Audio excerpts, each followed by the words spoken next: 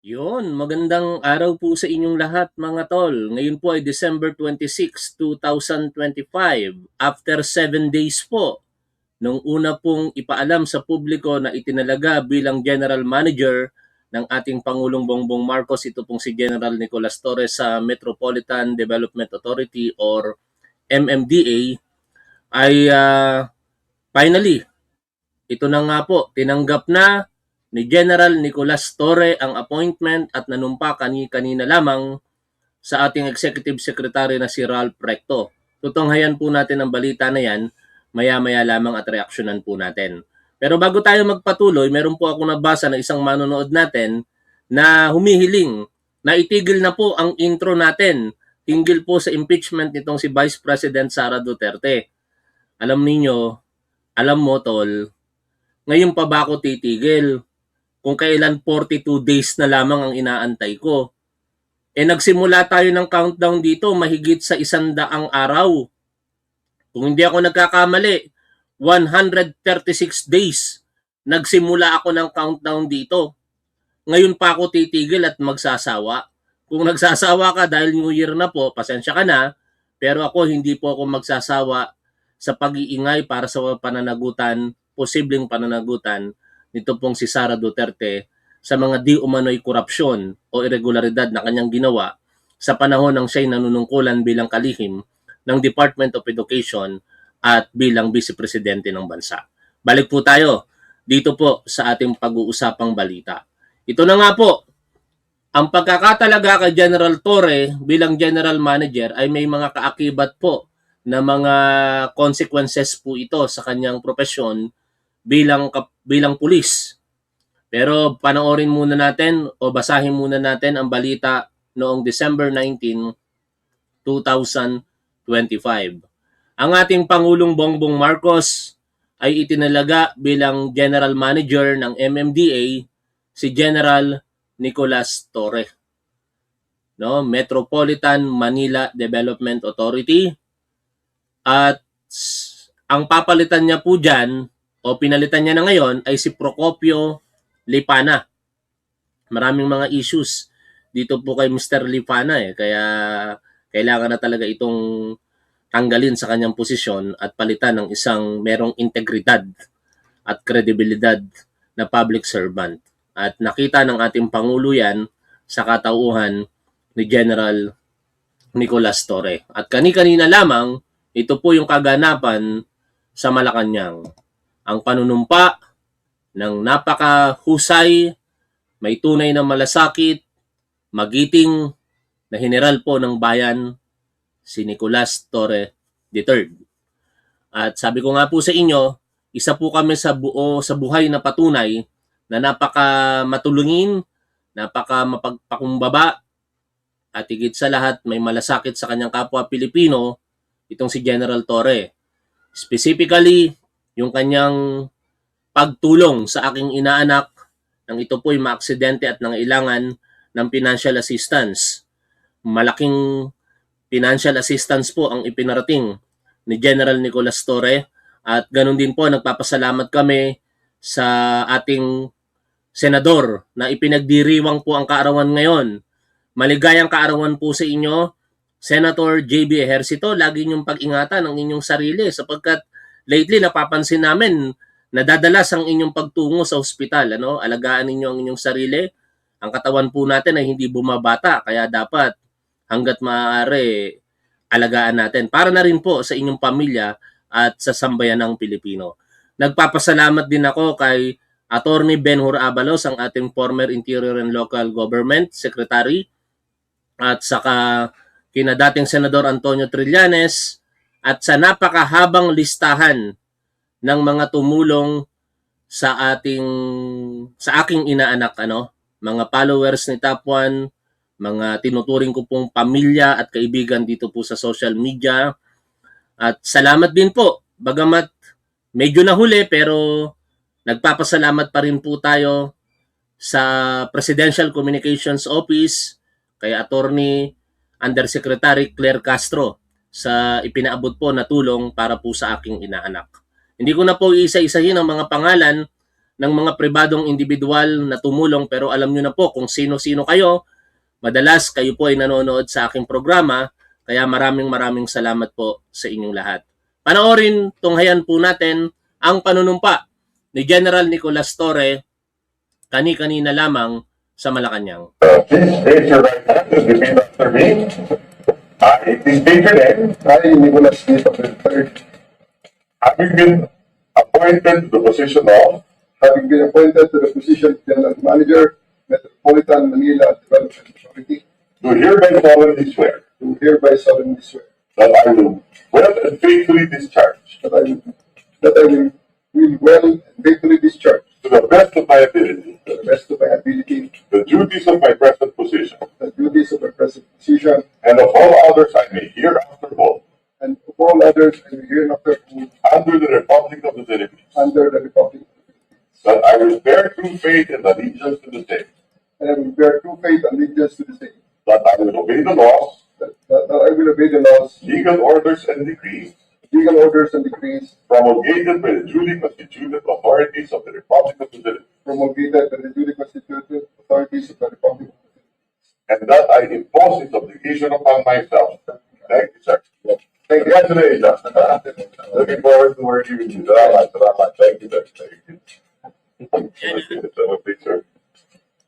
Napanood po natin ang panunumpa ni General Nicolas Torre bilang General Manager ng MMDA at ang pasasalamat din ng ating Executive Secretary sa pagtanggap niya sa posisyon po na ito. Ngayon, pag-usapan po natin ang mga consequences ng action na ito ni General Torre. May positibo at merong negatibo po ito, depende po sa persepsyon ng tao.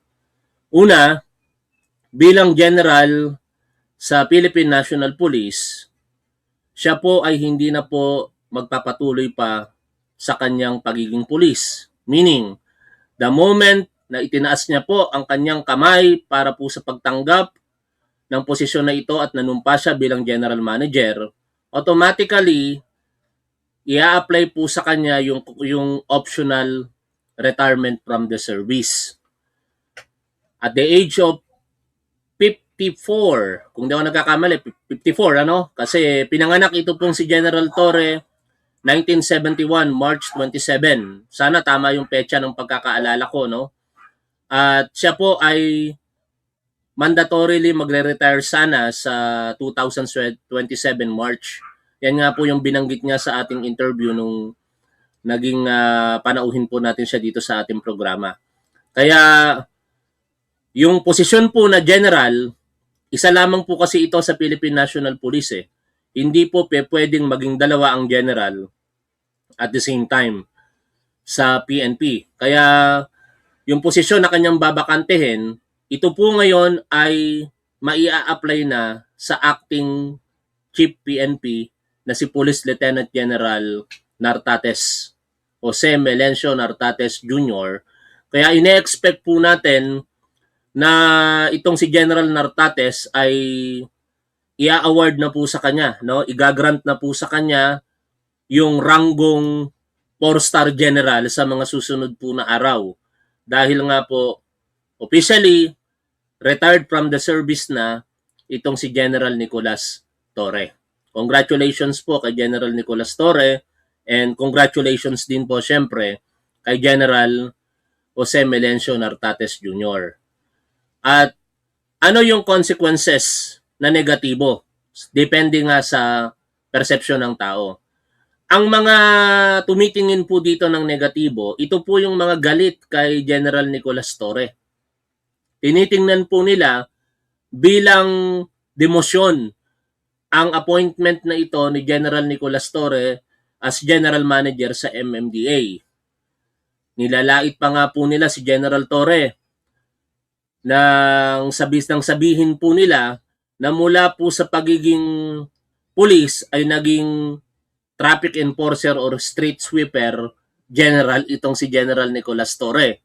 No? Mula sa pagiging police general, ngayon naging general manager lang, ika nga po nila. Pero, yun po kasi ay perception ng mga taong ang tingin po kay General Torre ay hindi po katanggap-tanggap para sa kanila. Pero ano po ba ang positibong katotohanan sa appointment na ito ni Nicolas Torre? Si General Torre po, nang tanggapin niya po ang posisyon na ito, basically this is a position na nagle-level up po para sa kanya bilang public servant. Meaning, ito po ay promotion by position. Ano? Hindi po dahil hindi na siya police general kaya wala na siyang kapangyarihan, kung hindi ito po ay nagtataas pa nga sa kanya ng posisyon sa gobyerno, no? Kung mapapansin po ninyo sa salary grade classification, ang police general ay salary grade 27. Samantala ito pong posisyon ni General Torre, although magkaiba po ang katumbas na sahod ng uniform personnel sa civilian authorities po natin pagdating sa salary, no? Ang salary grade 27 sa compare sa salary grade 27 ng nasa civilian government employment ay di hamak na mas mataas. Halimbawa, ang general ng police, sumasahod lamang po ito ng more or less 130 to 140,000 pesos. Pero, ang salary grade 27 sa civilian, sumasahod po ito ng mga 150 to 160,000 pesos. Ito pong posisyon ni General Torre ngayon, katumbas po ito ng undersecretary position. No? Salary grade 29 kung hindi ako nagkakamali. At may katumbas po ito na 170 to 190,000 pesos na sahod sa ating gobyerno.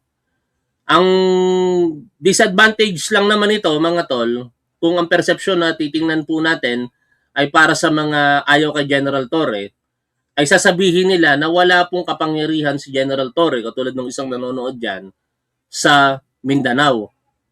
Which is totoo naman.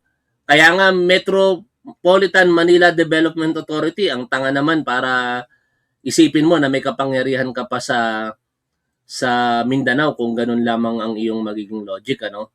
Basically, kung kapangyarihan ang pag-uusapan, makapangyarihan talaga ang PNP chief. Pero hindi 'yun ang punto dito no? Hindi yung kapangyarihan kung hindi ano yung maiko-contribute mo sa welfare ng ating mga kababayang Pilipino at in general sa gobyerno, no? Lalong-lalo na sa ekonomiya po ng bansa. Maraming mga pag-aaral sa mga nakalipas na panahon na ang isa sa ikinalulugi sa ekonomiya po ng bansa ay ang problema po sa trapiko. Billions of pesos ang pinag-uusapan kada araw na nawawala po sa ating gobyerno, kasama na rin sa mga pribadong individual dahil po sa problema sa trapiko, partikular dito po sa Kalakhang, Maynila. At isa yan ngayon sa mga kakaharaping challenges ni General Torre bilang manager po ng General Manager ng MMDA. In short, mga tol, isang napakagandang opportunity po ito kay General Nicolas Torre para mag-shine siya sa kanyang profesyon na yan o bagong pagkakatalaga sa kanya sa posisyon na yan. Kasi the moment na maging maganda ang pamamalakad dito bilang comparatively speaking sa mga pribadong kumpanya, Chief Executive Officer o yung talagang nagpapalakad ng kumpanya, ganun naman dito si Jen sa MMDA, kapag ka naging matagumpay dito si General Torre, masolusyonan niya ang napakalaking problema sa trapiko sa Kalakhang, Maynila o kahit somehow mais niya ng mas malaki. No? Kasi talagang given naman yan, wala namang Superman siguro na makakasolve outrightly ng problema sa trapiko dito po sa Metro Manila. Pero dahil nga po sa kagalingan ni General Torre, naniniwala ako na makakaisip po ito ng mga magagandang estratehiya para po masolusyonan kahit paano. Hindi man malagay sa wala na talagang traffic, pero kahit paano mabigyan ng kaginhawaan ang ating mga mananakay, ang ating mga gumagamit ng pribado o pampublikong sasakyan sa kanilang pang-araw-araw na pagdaan dyan po sa Kalakhang, Maynila, makikilala ng higit ito pong si General Torre. Kaya ito po ay napaka-strategic para po sa kanya mga future endeavors. Though, personally, nung nakasalamuha ko po ito si General Torre, dito sa ating programa, nung in-interview po natin siya at tinanong natin siya sa mga balaking niya sa hinaharap, specifically sa larangan ng politika, at nung makasama namin siya sa takbo laban sa bully sa Santa Rosa City noong Nobyembre, sinambit niya po na malayo pa yon at hindi niya po naiisip ang mga ganong balakin sa ngayon. Ang tinutukoy po ko po doon ay ang paghikayat po natin sa kanya na tumakbo sa national politics. Kasi sa paniniwala ko po, hindi na po question kay General Torre kung siya po ba ay mananalo bilang senador. Ang tanong na lamang po dito kung siya po ba ay magna-number 1 as senator sa 2028. And hopefully, makasama niya ang katabi ko lagi sa ating programa na si Attorney Benhur Abalos. Pareha sana silang manalo kung sakasakaling pareha silang tatakbo sa darating na halalan sa 2028 bilang senador. Pero, tandaan natin, sabi ko nga kanina, hindi na question kung siya po ba ay mananalo, kung hindi yung spot na lamang sa 12 senador ang maaari pong titingnan natin. Kaya kung gano'n ang sitwasyon, tapos ngayon bilang general manager at magiging epektibo siya dyan, higit siyang makikilala ng tao, lalong-lalo na sa napakaraming tao dito sa Metro Manila, at ang mga nangyayari naman dito sa Metro Manila ay laging binabantayan ng mga karatig po nating probinsya at rehiyon, higit na mas makikilala si General Torre. At meron pang posibilidad na yung pagkakakilala ng tao sa kanya na yan ay magdulot ng mas malakas na panawagan para po sa isang mas mataas na posisyon. Kahit vice-presidente or even kahit presidente. Sabi nga ni Richard Haydarian, may caliber itong si General Torre bilang presidente po ng bansa. Meron siyang ika nga na mamuno bilang presidente ng bansa kung talagang lumakas ang panawagan ng taong bayan para po sa kanya na tumakbo sa national politics. Kaya wag ninyong mamalitin itong pagkaka-appoint kay General Nicolas Torre bilang General Manager ng MMDA. Baka sa huli kayong mga galit kay General Torre, magsisi kayo. Dahil isang oportunidad po ito para kay Torre na mas maipakita niya yung kanyang kakayahan sa labas ng pagiging pulis. Kasi ibang affairs po ito Kung doon po sa Philippine National Police, na ipakita niya kung gaano po siya kagaling sa pamamagitan ng pagtupad na meron pong effectiveness at efficiency doon sa misyon ng PNP, that is to enforce the law, maintain peace and order, ensure public safety, how much more dito po sa pagiging MMDA General Manager. Magiging laman lagi ng balita pag nagkataon itong si General Torre. At kung maganda ang kanyang ginagawa, magiging positive po ito sa persepsyon ng publiko. At habang nagiging positibo ang pagtanggap ng mga kababayan po nating Pilipino sa maaaring magandang gagawin nitong si General Torre, mas lalong makakakuha po ito ng tiwala ng mga kababayan po natin, pabor para sa kanya. At tingin ko magmumultiply yan. Kaya mas matakot kayo, partikular mga Duterte supporters, dahil yung potensyal na maging senador ay maaari ding maging vice-presidente or even presidente. I am not saying na magiging presidente siya. Pero malakas ang pakiramdam ko na magiging senador po ito sa hinaharap. Ang kailangan lamang ni General Torre dito, unang-una, siguraduhin na ang MMDA sa kanyang pamumuno ay malilinis ang hanay nito. Dapat walang maging issue ng korupsyon sa mga tauhan ng MMDA under his watch. Anyway, bago ko makalimutan, baka kasi nalilito kayo, Paano magagawa yun ni General Torre? General Manager siya. Samantala, merong MMDA chairman. O ganito po kasi yan, ano? Ang MMDA chairman po, ito po yung pinakaulo, no? Partikular sa pag-formulate po ng mga pulisiya na i-enforce ng MMDA sa Metro Manila. Sa kaayusan at katiwasayan, sa larangan ng trapiko, etc. Yan ang pinakautak, no? Pero tandaan natin, ang tagapagpatupad po ng mga pulisiya na yan, hindi po ang MMDA chairman, kung hindi ang general manager. Comparatively speaking, ganito yan. Parang DILG. Ang head ng DILG ay secretary. Sa ilalim ng DILG, nandyan po ang Philippine National Police. Sa ulo ng Philippine National Police, nandoon po ang general, ang PNP chief. Ganun din dito po sa MMDA.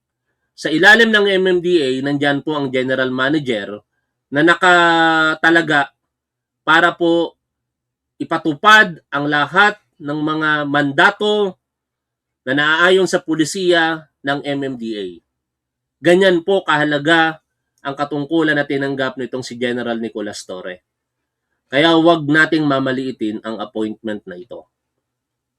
Sa parte naman ng administrasyong ito, this is a win-win solution. No? Kumbaga, ito po ang isa sa pinaka-strategic decision din na ginawa ng ating Pangulong Bongbong Marcos. Why?